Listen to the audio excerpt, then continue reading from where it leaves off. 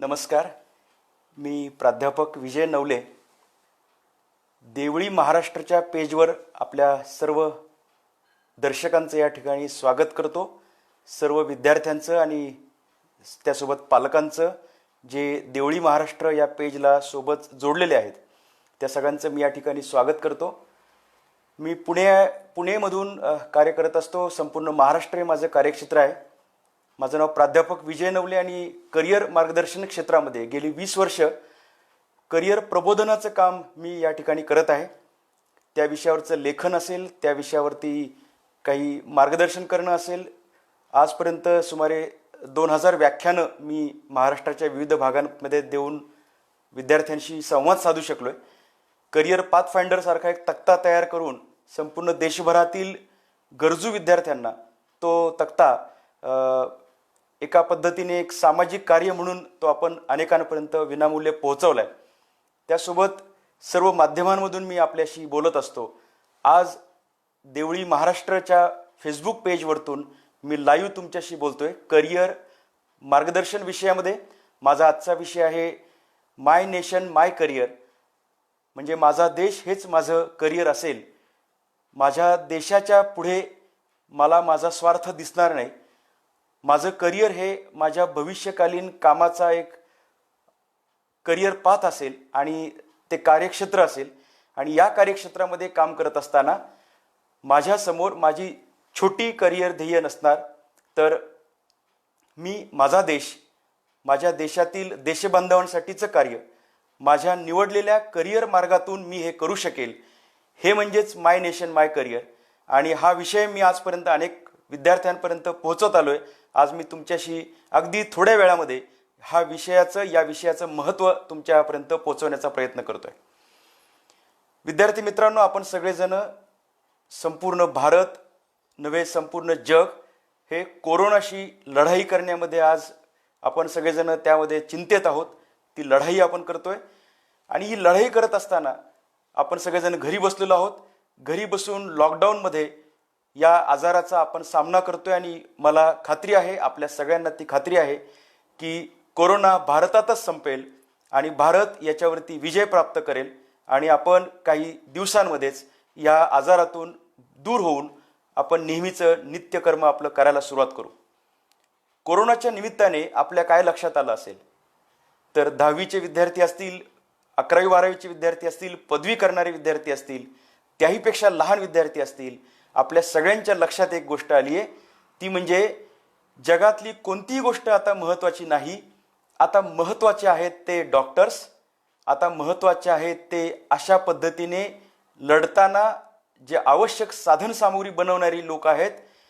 येथे उपयोगाचं आहे ते नर्स, मेडिकल स्टाफ यांचं कार्य. इथे उपयोगाचं आहे फार्मसी म्हणजे औषध निर्माणशास्त्र यांचं कार्य. इथे उपयोगाचे आहेत, वाट बघतोय आपण की अशा पद्धतीचा आजार येण्यापूर्वी काही लसी तयार होऊ शकतील का, व्हॅक्सिनेशन करता येऊ शकेल का, हे काम करणारी मंडळी. इथे उपयोग होतोय जे लोक किट्स तयार करतायत, PPE तयार करतायत, अशी मंडळी जी आता सतत 24 तास कार्यरत आहेत.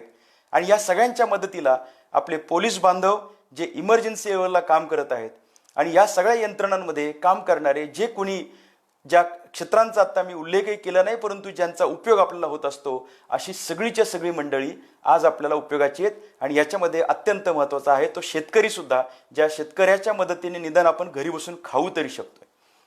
म्हणजे इमर्जन्सी सिच्युएशन निर्माण झाल्यानंतर अशा पद्धतीचा विचार करताना करिअरमधले कोणते क्षेत्र आता उपयोगाला आली आणि काही मंडळी जी आता घरी बसून आहेत त्यांची कामं इमर्जन्सी लेवलची नाहीत, महत्त्वाची नाहीत असं आत्ता वाटतंय. असं साधारणतः म्हणजे देश संकटात असताना आम्हाला मिलिटरी महत्त्वाची असते, आम्हाला पोलीस महत्त्वाचे असतात, डॉक्टर्स महत्त्वाचे असतात.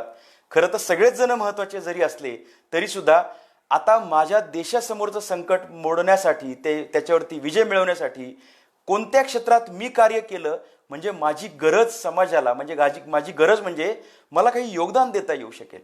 कारण अशी काही क्षेत्र आहेत की ज्यातली अनेक क्षेत्र अशी होती की ती ग्लॅमरस म्हणून समोर येतात, परंतु अशा आणीबाणीच्या वेळेस त्या क्षेत्रामध्ये काम करणाऱ्या मंडळींच्या लक्षात आलं असेल की मी माझ्या देशबांधवांसाठी तसं आत्ता काही करू शकत नाहीये. म्हणजे हा एक मुद्दा झाला.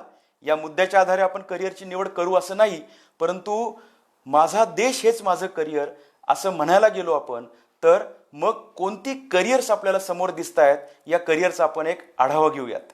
आणि म्हणून सुरुवातीलाच मी सांगेल की करिअर निवडीच्या 10वी नंतरच्या, 12वी नंतरच्या, पदवी नंतरच्या टप्प्यात आपण एकच विचार करत येतो, तो म्हणजे मला सगळ्यात जास्त पैसा कशातून मिळेल, मला स्टॅबिलिटी कशातून मिळेल, मला सगळ्यात जास्त स्कोप कशाला असेल, असे प्रश्न आपण स्वतःला विचारतो. मला काय मिळेल असं विचारत राहतो. पण मी तुमच्याशी बोलत असताना माय नेशन माय करिअर हा विषय ठासून सांगत असताना एक मुद्दा सुरुवातीला सांगतो, तो करिअर निवडीमधला आहे. तो मुद्दा म्हणजे करिअरची निवड करताना पैसा हा केंद्रस्थानी न मानता कर्तृत्व हे केंद्रस्थानी आपल्याला मानता आलं पाहिजे. म्हणजे मला किती पैसा मिळेल यापेक्षा मी कोणत्या क्षेत्रामध्ये कार्य करून माझं योगदान देऊन माझ्या देशबांधवांसाठी, माझ्या आपले सगळे जगभरात पसरलेली जी मानव जात आहे त्यांच्यासाठी मी काम करू शकेल, नैसर्गिक समतोल साधणाऱ्या विकासामध्ये माझं योगदान असेल, असं कोणतं क्षेत्र की जिथं मला कर्तृत्व दाखवता येईल. पैसा किती मिळेल ही गोष्ट वेगळी. पैसे तर काय कुणीही कमावतं, चोरही कमावतो, दरोडेखोर कमावतो आणि भिकारी सुद्धा कमावतो, पैसे कुणीही कमावतं. परंतु मला कोणत्या क्षेत्रात कर्तृत्व दाखवता येईल जेणेकरून मला माझं योगदान देता येईल, हा क्रमांक नंबर 1चा मुद्दा करिअरच्या निवडीमध्ये आपण सगळ्यांनी लक्षात घ्यायला पाहिजे. दुर्दैवाने हे होत नाही. पालकही विचारताना आम्हाला हा प्रश्न विचारतात की जरा चांगलं क्षेत्र सांगा. म्हणजे काल परवापर्यंत तर हाच मुद्दा येत होता की फॉरेनला जाण्याची संधी, परदेशात जाण्याची संधी असलेली क्षेत्र सांगा. मग आपसुकच कॉम्प्युटर इंजिनिअरिंग वगैरे असे विषय येतात समोर.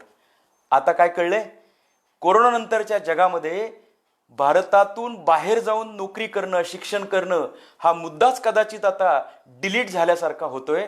आता भारताच्या भूमीमध्ये राहून शिक्षण घेईन, इथेच मी नोकरी करेल, 4 पैसे कमी मिळाले तरी चालतील, परंतु मी सुखाने आणि सुरक्षित राहील, हा एक नवीन मुद्दा आहे. मी पुढच्या काही मिनिटांमध्ये त्यांच्याशी त्या विषयावर बोलणार आहे. परंतु नंबर 1चा मुद्दा म्हणजे पैसा केंद्रित करिअर करण्यापेक्षा कर्तृत्व केंद्रित करिअर मला करता आलं पाहिजे. नंबर 2 करिअरची व्याख्या आहे. ती व्याख्या अनेक लोकांनी, महाविभूतींनी आजपर्यंत अवलंबली आणि म्हणून त्यांची नावं अमर झाली. अशा लोकांनी देशासाठी मोठं कार्य केलं आणि म्हणून आज आपण त्यांना एक दैवतासारखं मानतो. अशी अनेक मंडळी आपल्या या देशामध्ये होऊन गेली. आपल्याला सुद्धा नुसताच पैसा कमवायचा आहे, नुसतंच स्वतःसाठी काही करायचंय का इतरांसाठी करायचंय यासाठीचा हा जन्म आहे. 10वीतले विद्यार्थी तर अख्खं आयुष्य तुमच्या पुढे पडलंय. निर्णय घेताना चुकू नये म्हणून हा दुसरा मुद्दा सांगतो. तो मुद्दा म्हणजे करिअरची निवड करत असताना करिअरमधून मला काय मिळेल यापेक्षा मी करिअरला काय देईन, मी माझ्या कार्यक्षेत्राला काय देईन, मी काय योगदान करेल, हा विचार दुसरा महत्वाचा आहे.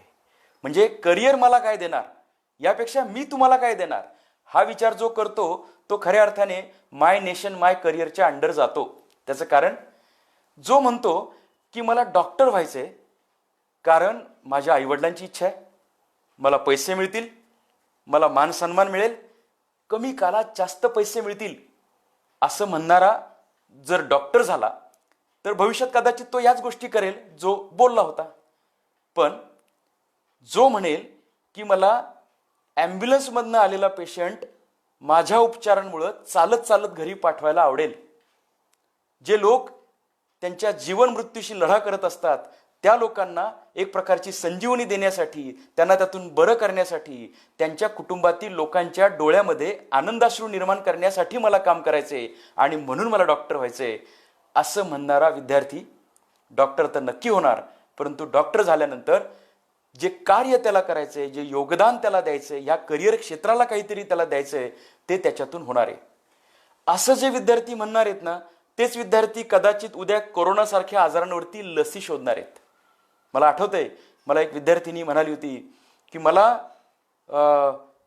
कॅन्सर सारख्या आजारावरती जशी पोलिओला जशी लस असते, पोलिओ संदर्भातली तशी लस कॅन्सरसाठी, या आजारासाठी तयार करायची आहे.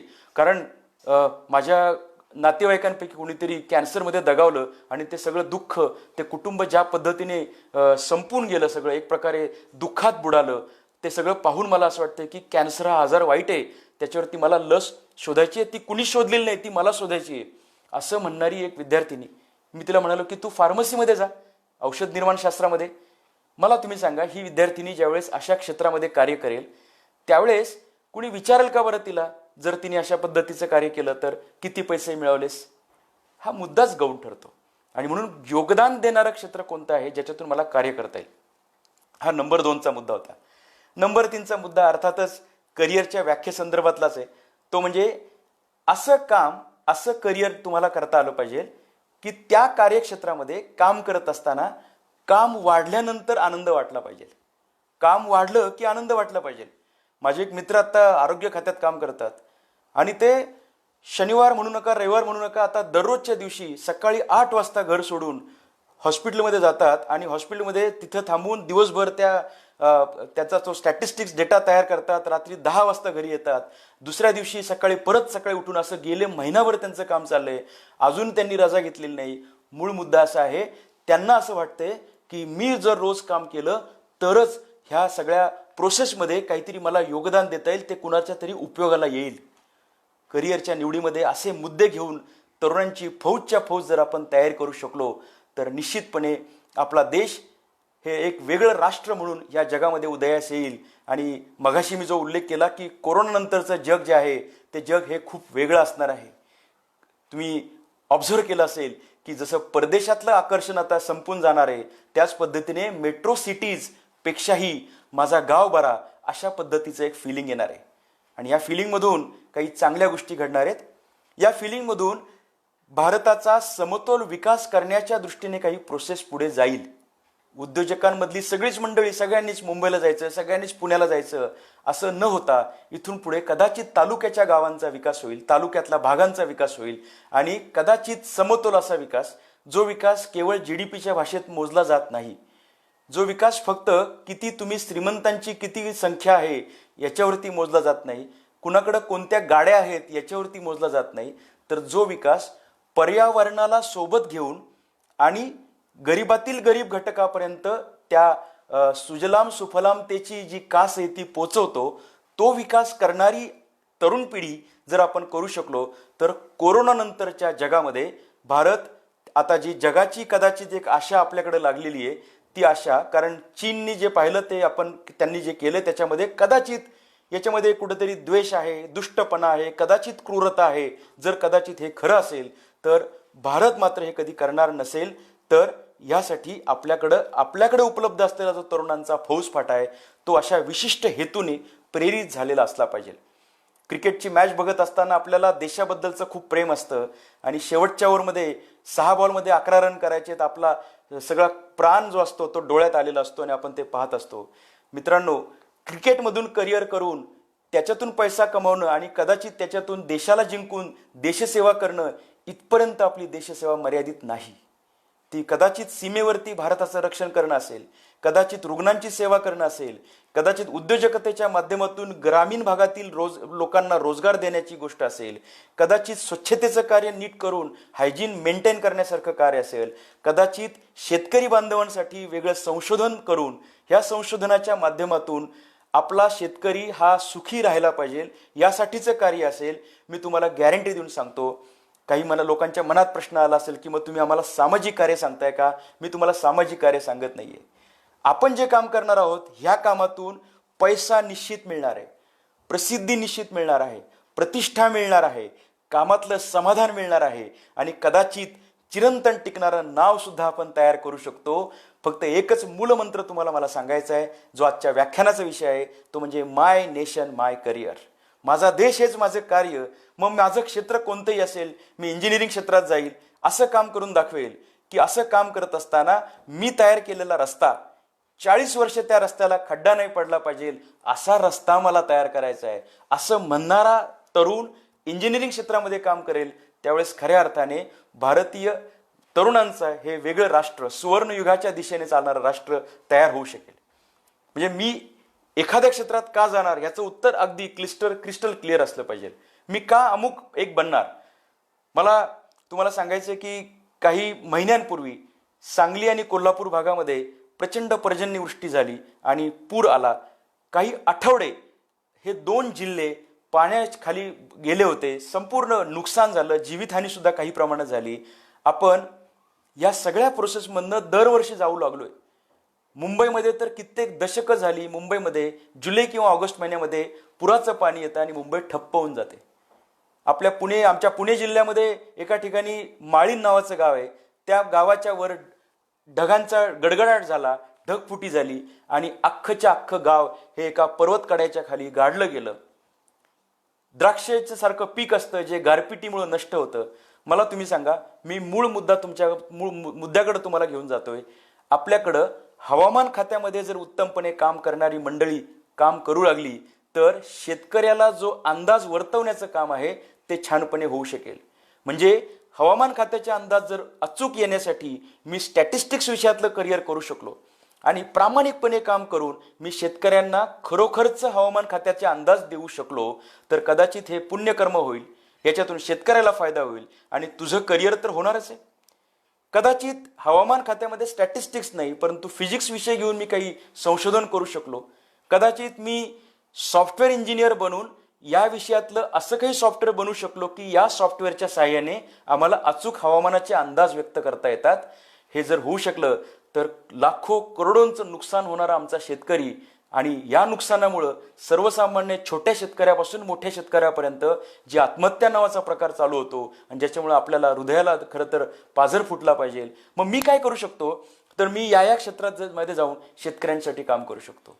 शेतकरी जमिनीत बोर घेतो, 40 फूट खाली गेल्यानंतर म्हणजे सुमारे 40,000 50,000 खर्च केल्यानंतर सुद्धा त्या बोरला जमिनीला पाणी लागत नाही. मला तुम्ही सांगा, शेतकऱ्याच्या मनात आत्महत्याचा विचार येणार नाही तर काय? या ठिकाणी 10वी 12वीचा आमचा विद्यार्थी असं म्हणू शकला पाहिजे की इथं काम करण्याची मला संधी आहे. हे पेंडिंग काम आहे. या पेंडिंग कामामध्ये मी काय करेल, जसं हाडाचा एक्सरे काढून कोणत्या ठिकाणी फ्रॅक्चर झालंय, क्रॅक झालंय हे शोधलं जातं, त्याच पद्धतीने आम्ही जमिनीचा एक्सरे काढून देऊ शकतो का? यासाठीचं जे शिक्षण आहे ते शिक्षण मी जिओलॉजीमधलं शिक्षण असेल, मेकॅनिकल इंजिनिअरिंगमधलं शिक्षण असेल, कदाचित त्यातलं प्रोग्रॅमिंग असेल आणि सेन्सरी सिस्टीमचा विचार करायचा झाला तर इलेक्ट्रॉनिक्स सारखं शिक्षण असेल, हे शिक्षण मी घेऊन या रचनेमध्ये काम करेल. अशी काही व्यवस्था तयार करू शकेल जेणेकरून शेतकऱ्याला एक्झॅक्टली कळेल बोर घेताना कुठे मी बोरिंग चालू केलं पाहिजे जेणेकरून मला मी गुंतवलेले पैसे उपयोगाला येतील. मित्रांनो, शेतकरी आत्महत्या या विषयावर सुद्धा आपल्याला करिअरचे अनेक दालनं याच्यात दिसून येतात. दुर्दैवाने झालं असं की गेल्या अनेक दशकांमध्ये मी ॲग्रिकल्चरचं शिक्षण का घेतोय याचं उत्तर विद्यार्थ्यांनी सांगायला सुरुवात केली की मी ॲग्रिकल्चरचं शिक्षण घेतो त्याचं कारण मला MPSCची परीक्षा देऊन PSI व्हायचंय.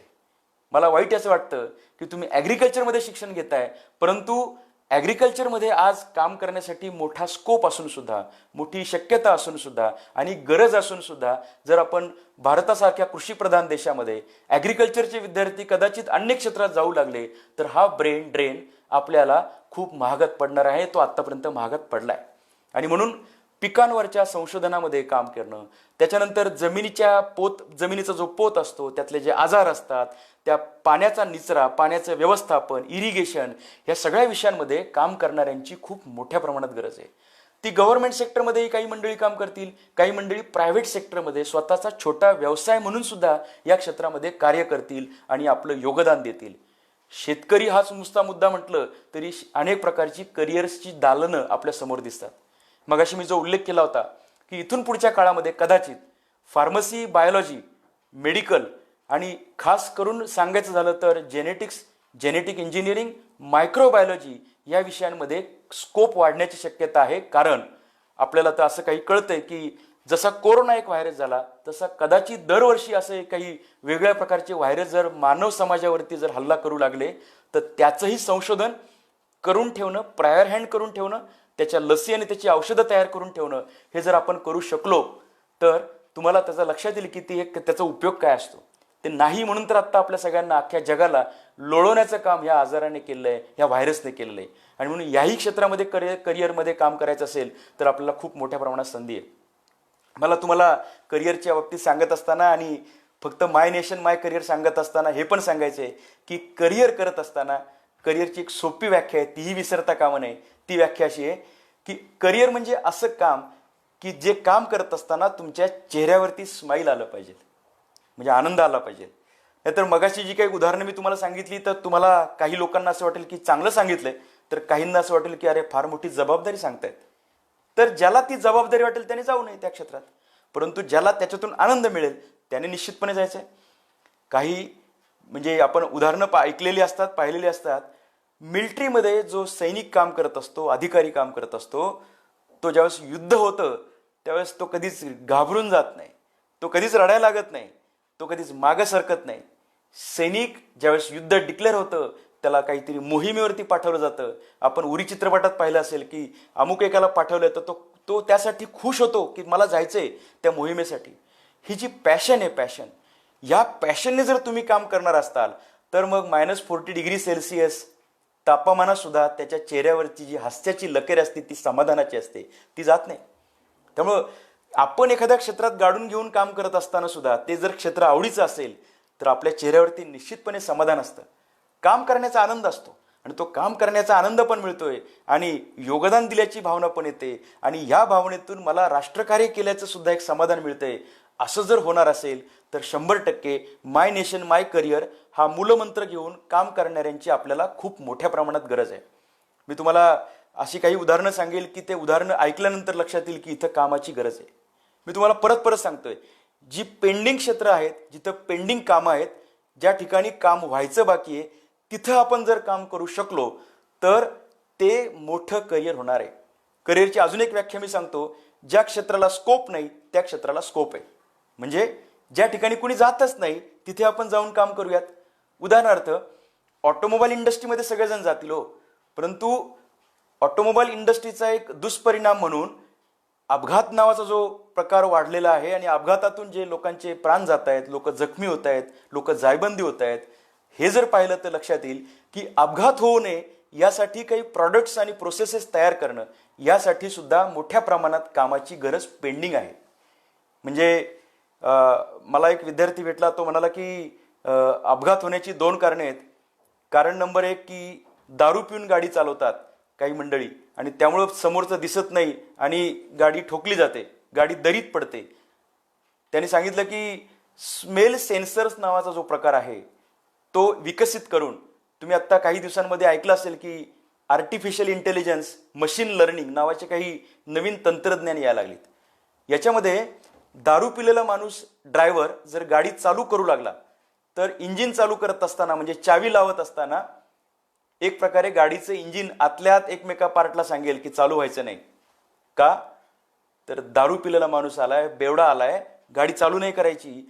हा अल्कोहोलिक स्मेल डिटेक्टर हा जर गाडीमध्ये इन्स्टॉल केलेला असेल तर दारू पिलेला माणूस त्याने कितीही कुणालाही काही पटवलं तरी सुद्धा गाडीच चालू करू शकणार नाही. गाडी चालू न झाल्यामुळे त्याची गाडी रस्त्यावरती येणार नाही, अपघात होणार नाही. अशा प्रकारचं तंत्रज्ञान ज्या विद्यार्थ्याच्या डोक्यात हा विषय जातो तो विद्यार्थी माय नेशन माय करिअर या भावनेने कदाचित विचार करत असतो.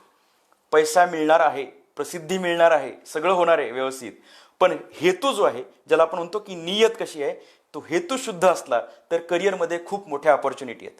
त्या विद्यार्थ्यांनी मला अजून एक गंमत सांगितली की डोळे मिटल्यानंतर गाडी चालवताना, पापणी जास्त वेळ मिटल्यानंतर, डुलकी लागल्यावर गाडी धडकते. तो म्हणतो की डोळ्याचं बुबुळ आणि स्टिअरिंग याच्यामध्ये एक सर्किटरी करता येईल, इमॅजिनरी सर्किट, जेणेकरून जास्त वेळ जर डोळा मिटला तर गाडीला आपोआप कळेल की आता धोका चालू होतोय आणि म्हणून त्यावेळेस लेफ्ट इंडिकेटर चालू होईल आणि गाडी टॉप गिअरवरतून टप्प्याटप्प्याने न्यूट्रलवरती येईल. लेफ्ट इंडिकेटर लागेल आणि गाडी रस्त्याच्या कडेला पार्क होईल. आता आलेल्या आर्टिफिशियल इंटेलिजन्सद्वारे सगळं काही होऊ शकतं. अशी जर गाडी साईडला पार्क झाली तर काय, तर म्हणजे गाडीला कळेल, याला नाही कळणार पण गाडीला कळेल येडं झोपतंय. असं झालं तर मी तुम्हाला सांगतो या दोनही प्रकारातून अनेक अपघात वाचू शकतील, अनेकांचे प्राण वाचू शकतील. आणि हे सॉफ्टवेअर विकसित करणारा, ही तंत्रप्रणाली विकसित करणारा निश्चितपणे देशाच्या पटलावरती एक संशोधक म्हणून, एक इन्व्हेंटर म्हणून येऊ शकेल. पेटंट्स मिळतील, पैसे मिळतील, नाव होईल. फक्त दृष्टी तशी पाहिजे. माझ्या कामातून कशा पद्धतीचं योगदान मला देता येईल हा विचार जो करेल. आता मग उतरंड लावायची. जर मला हे सॉफ्टवेअर प्रोग्रामिंग तयार करायचंय म्हणजे मी शिक्षण काय घेतलं पाहिजे, मग इंजिनिअरिंग करायचंय, मग डिप्लोमा कर किंवा 12वी कर, 12वीला सायन्स विषय घ्यायला लागेल. अशा पद्धतीने उलट्या क्रमाने विचार जर 10वीच्या विद्यार्थ्यांनी केला, आयुष्य एकदाच येतं. या एकदा आलेल्या आयुष्यामध्ये मला जर माझं आयुष्य पूर्णपणे लोकांसाठी वापरायचं असेल, कारण काय, त्याचं कारण ज्यांनी ज्यांनी आतापर्यंत आयुष्य लोकांसाठी वापरलं त्यांचाच जय जयकार होतो, त्यांचंच लोक नाव इतिहासाच्या पुस्तकामध्ये घेतात, त्यांचंच लोक नाव इतकं मोठं करतात की त्या सगळ्या ह्याच्यातून लक्षात येतं की हे आयुष्य धन्य झालं, या पद्धतीने जगले, या पद्धतीने देशकार्य केलं, सेवा केली. आणि म्हणूनच ही नावं जी आहेत, थोर पुरुषांची नावं, ही आपल्या मनामध्ये कायमस्वरूपी राहतात. पिढ्यानपिढ्या यांची नावं घेतली जातात. मला असं वाटतं की किती पैसा कमावला यापेक्षा असं काही योगदान जर केलं तर ते निश्चितपणे उपयोगाचं आहे. आगामी काळामध्ये उद्योजकतेसारखा एक मुद्दा आपल्या समोर येतोय आणि म्हणून मला कोरोनाचा संदर्भ देऊन तुम्हाला सांगायचं आहे की चिनी मालावरती बहिष्कार असं म्हणून चालणार नाही, नुसतं तेवढं म्हणून चालणार नाही. नुसतं टिकटॉक अनइन्स्टॉल केलं म्हणून काही तू देशप्रेमी होत नाहीस. त्याच्या पुढे जाऊन अशा पद्धतीचे सॉफ्टवेअर्स, अशा पद्धतीचा माल, अशा पद्धतीचे प्रॉडक्ट्स आपण करू शकलो तर, मला दुर्दैवाने तुम्हाला सांगायचंय, गणपती उत्सवातील गणपतीच्या मूर्त्या, राखी पौर्णिमेच्या वेळेसच्या राख्या, दिवाळीमध्ये असलेल्या लाईटच्या माळा, प्रत्येक सणाच्या वेळेस उपलब्ध असणाऱ्या पंत्या असतील, अनेक गोष्टी असतील, ह्या सगळ्या जर किंवा ह्यातल्या बहुतांशी गोष्टी जर चीनवरतून येत असतील आणि आपण त्यांना जर इम्पोर्ट करून मोठ्या प्रमाणात रुपये पाठवत असू, तर इथून पुढच्या काळामध्ये चीनवरती दहशत निर्माण करायची असेल, दहशत हा शब्द कदाचित जर काही खटकणार असेल, तर चीनवरती पुढे जाऊन सरकून विजय प्राप्त करायचा असेल, जगामध्ये भारत वर्षाचं नाव मोठं करायचं असेल, तर या ठिकाणी आपल्याला उद्योजकतेमध्ये पुढे यावं लागेल. अशा पद्धतीचं उत्पादन आपण मास प्रोडक्शन बेसवरती करू शकलो. चीनशी आता कदाचित इतर देश पंगा घेण्याची शक्यता आहेच आहे. याच वेळेस भारत एक नव्याने विकसित होऊन जगामध्ये सर्व देशांना अशा पद्धतीचे मोबाईल्स असतील, इलेक्ट्रॉनिक्सचे प्रॉडक्ट्स असतील, विविध प्रकारच्या वस्तू असतील की ज्या मास प्रोडक्शनवरती स्वस्त मिळतात, क्वालिटी असते, हे आपण आपल्या तरुणांनी जर इथून पुढच्या काळात करायला सुरुवात केली. पहिली गोष्ट म्हणजे भारताची परकीय गंगाजळीमध्ये जो काही आता एक व्यस्तता आली होती ते सुधारणा होईल. आपल्या गरीबातल्या गरीब माणसाला सुखाने आयुष्य जगण्याची संधी मिळू शकेल. दुसरी गोष्ट, जर परदेशामध्ये जाऊन आपली परकीयांवरती असलेली बाजारपेठेचं जे नियंत्रण आहे ते आपल्याकडे येऊ शकलं तर भारतीयांसाठी येणारे काही 20, 30, 40 वर्ष ही कदाचित फलश्रुतीची ठरू शकतील. त्या दृष्टीने मला करिअर निवडायचंय, त्या दृष्टीने मला कार्य करायचंय, हा विचार कदाचित देवळी महाराष्ट्राच्या कार्यकर्त्यांच्या सुद्धा लक्षात आला असेल. म्हणून मला त्यांनी आज, मी प्राध्यापक विजय नवले तुमच्याशी बोलतोय, मला या ठिकाणी बोलण्याची साठी बोलवलंय आणि सगळेजण आपण ऐकतायत. पण हे सगळं आपल्याला, हे विचार डोक्यामध्ये असणं गरजेचं आहे. त्यामुळे चीनला पर्याय म्हणून भारत उभा राहू शकेल का? आता हे करत असताना नुसती उद्योजकता नाही तर संशोधनाची पण मोठ्या प्रमाणात गरज आहे. त्यामुळे आपल्या विद्यार्थ्यांमध्ये सिंघम पिक्चर बघितल्यानंतर मग माझी सटकेल असं म्हणून MPSC UPSCची तयारी करणारे विद्यार्थी पाहिले की मला आश्चर्य वाटतं की आईवडिलांनी तुमच्यासाठी हे काही सगळं करून ठेवलंय. MPSC UPSCतून एक छान करिअर आहे, फक्त त्याची मी अत्यंत सोपी व्याख्या असं करेल की तुम्ही अधिकारी झाल्यानंतर गरिबाची झोपडी जाळणारे अधिकारी होणार आहात का गरिबाच्या झोपडीतली चूल पेटवणारे प्रामाणिक आणि कर्तव्यदक्ष अधिकारी होणार आहात, ह्याचा जरा विचार करून या क्षेत्रामध्ये जाण्यासाठीचे प्रयत्न करावेत.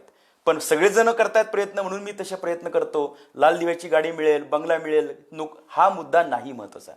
याहीपेक्षा जास्त महत्त्वाचा मुद्दा येतो तो म्हणजे मी संशोधन क्षेत्रामध्ये काम करू शकेल का, मी अशा सेवा, ज्या सेवांमधून मला पण उत्पन्न मिळेल परंतु कुठला तरी एक उद्देश सफल होईल. जसं आता एक चर्चा आहे की ऑटोमोबाईल इंडस्ट्रीमध्ये काही बदलाव येतील. जसं आपण इलेक्ट्रिकल व्हेकल असं म्हटलं, काही दिवस म्हणजे असं जर झालं तर कदाचित इराण, इराक आणि दुबई या सगळ्या देशांवरचं आपलं जे अवलंबून असण्याचं काम आहे ते होणार नाही. आणि म्हणून आपल्याला स्वयंसिद्धतेकडे आपल्याला जाण्याची शक्यता आहे. आणि गांधीजींनी सांगितल्याप्रमाणे खेड्यांकडे चला, या सगळ्या गोष्टी, हे सगळं होऊ शकतं. त्याला सेल्फ सफिशियन्सी असं नाव आहे. यासाठी आपल्याला प्रयत्न करावे लागतील. मग या प्रयत्नांमध्ये उद्या कोरोनासारख्या आजारावरती लढा द्यायचा असेल आणि संसर्गजन्य आजार थांबवायचे असतील तर ऑटोमोबाईलमध्ये सुद्धा कंपार्टमेंट कार नावाचा प्रकार आला तर आश्चर्य वाटून घेण्याची गरज आहे.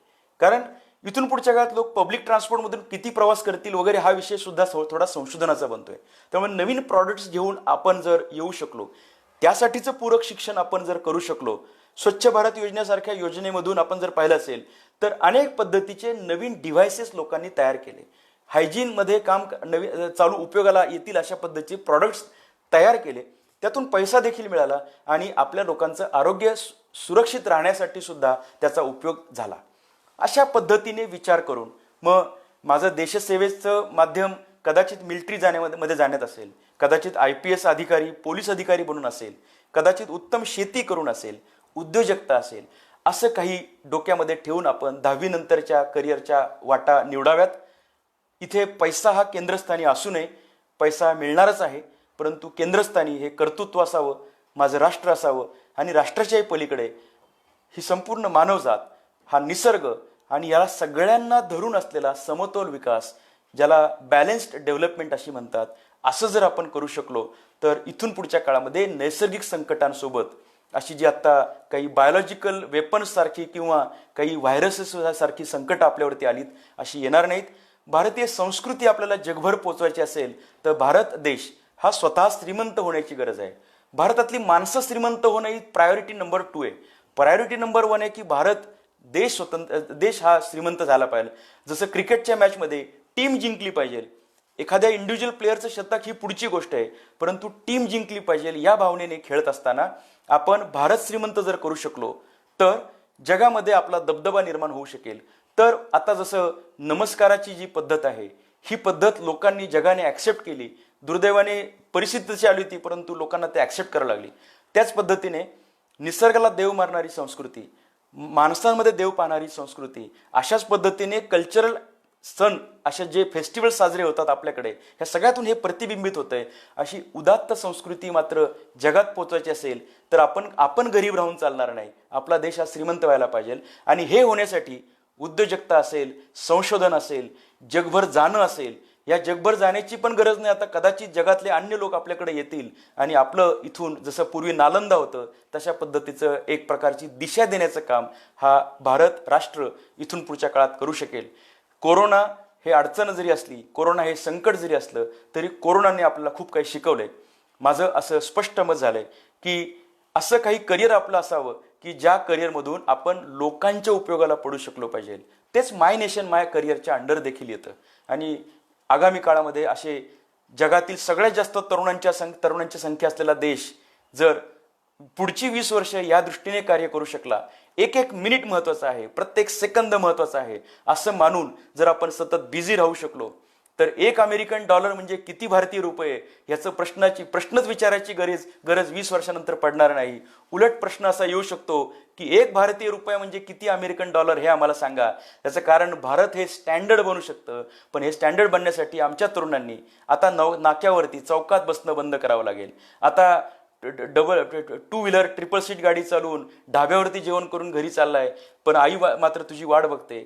मित्रांमध्ये गप्पा मारतोय, फेसबुक, व्हॉट्सअप, इंटरनेट याच्यावरती तासनतास वायाला घालवतोय कारण नसताना. असं करून आपल्या स्वतःचा पण वेळ वायाला घालवतोय आणि राष्ट्राचा वेळ वायाला घालवतोय. असं करून चालणार नाही.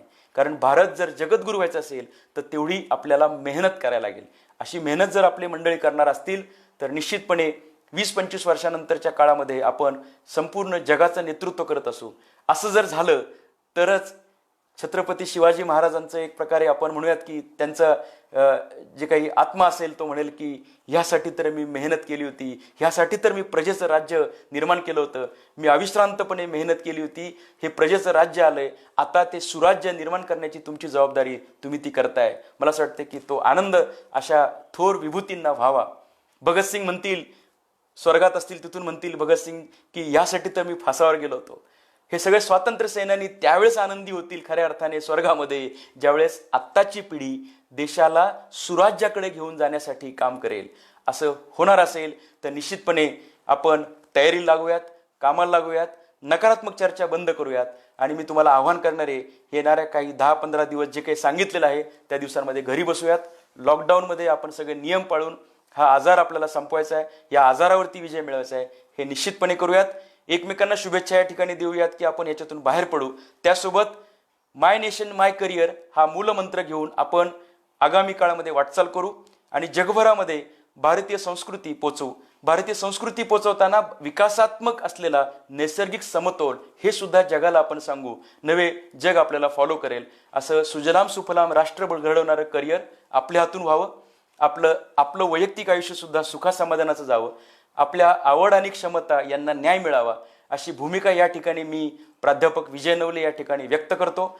माय नेशन माय करिअर हा माझा व्याख्यानाचा विषय असतो. मी राज्यभर या निमित्ताने बोलत असतो. आज फेसबुक लाईव्हच्या माध्यमातून मी आभार व्यक्त करतो. देवळी महाराष्ट्र यांच्या ह्या फेसबुक पेजवरतून हा कार्यक्रम त्यांनी दाखवलेला आहे.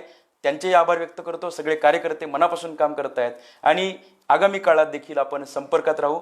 पुन्हा एकदा मनपूर्वक शुभेच्छा. माय नेशन माय करिअर हाच मूलमंत्र घेऊन इथून पुढच्या काळात कार्यरत राहूयात, आनंदी राहूयात, घरी बसूयात, सध्याच्या काळात तरी आपण कोरोनाला हरवण्यासाठी. धन्यवाद. जय हिंद, जय महाराष्ट्र.